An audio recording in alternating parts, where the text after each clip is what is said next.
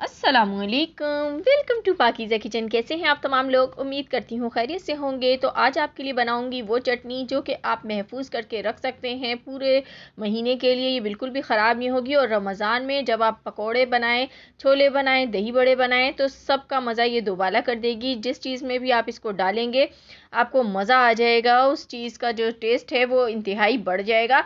तो ये मज़ेदार सी चटनी आप फटाफट रेडी कर सकते हैं बहुत कम चीज़ों के साथ। तो चलिए रेसिपी को स्टार्ट करते हैं।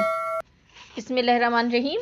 आज हम हरी चटनी बनाने जा रहे हैं। तो हरी चटनी बनाने के लिए आपको जो चीज़ें दरकार होंगी उसमें शामिल है हरा धनिया। हरा धनिया आपने एक गड्डी पूरी लेनी है और इसको साफ़ कर लेना है। इसमें थोड़े से पत्ते ख़राब होते हैं, वो निकाल दें। इस तरह का ग्रीन ग्रीन आपने बिल्कुल फ्रेश कोरिएंडर यूज़ करना है। इसको अच्छी तरीके से वॉश कर लीजिए।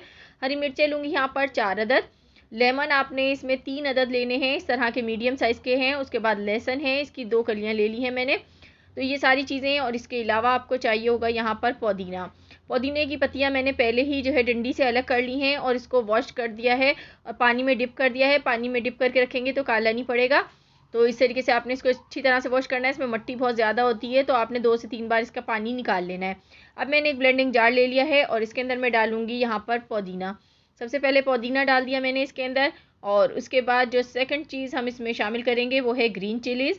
तो ग्रीन चिलीज़ यहाँ पर बहुत ज़्यादा अगर आपकी तीखी हैं तो 4 भी बहुत हैं, अगर नहीं है तो फिर आप इससे ज़्यादा भी यूज़ कर सकते हैं या हस्बे ज़रूरत भी आप चटनी में ये यूज़ कर सकते हैं। इसके बाद आपने लहसुन की लेनी है यहाँ पर 1 से 2 कली, और छोटी हो तो सही है वो डाल दें इसमें, बड़ी हो तो फिर एक भी काफ़ी रहेगी। अब मैंने हरा धनिया इसको भी धो के कट कर लिया है और ये भी इसमें शामिल कर दूँगी। इसमें मैंने आधा खाने का चम्मच ज़ीरा साबुत शामिल कर दिया है और नमक डालेंगे चौथाई खाने का चम्मच, या हस्बे ज़रूरत भी डाल सकते हैं।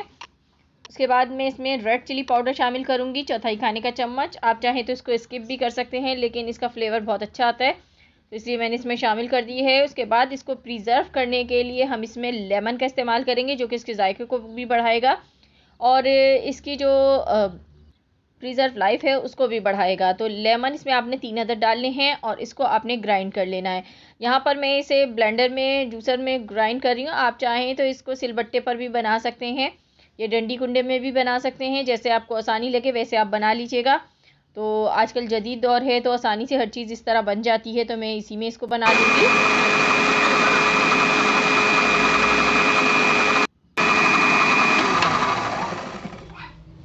तो देखें, इसको अब हम चेक कर लेते हैं। हमारी चटनी जो है वो ग्राइंड हो चुकी है बहुत अच्छे तरीके से। ये देखें, आपने इसमें पानी बिल्कुल भी शामिल नहीं करना है क्योंकि जो हमने धनिया पुदीना डाला है ना, ये अपना ही पानी छोड़ेंगे, उसमें ये बन जाएगी। इसके बाद आपने इसको यहाँ मैं प्याली में निकाल रही हूँ, वैसे आपने इसको किसी एयर टाइट जार में बंद करके फ्रिज में रख लेना है और इसको आप फ्रीज़ कर सकते हैं क्यूब्स में।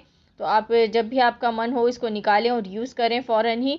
इसका कलर भी ख़राब नहीं होगा और ये भी ख़राब नहीं होगी। यहाँ आप लोगों से छोटी सी रिक्वेस्ट भी है, वीडियो को लाइक और चैनल को ज़रूर सब्सक्राइब कीजिएगा मज़ीद इस तरह की वीडियोस देखने के लिए। इस चटनी को आप दही में शामिल करके बहुत अच्छा सा रायता रेडी कर सकते हैं और पकौड़ों के साथ खाइए, बहुत मज़ा आएगा आपको।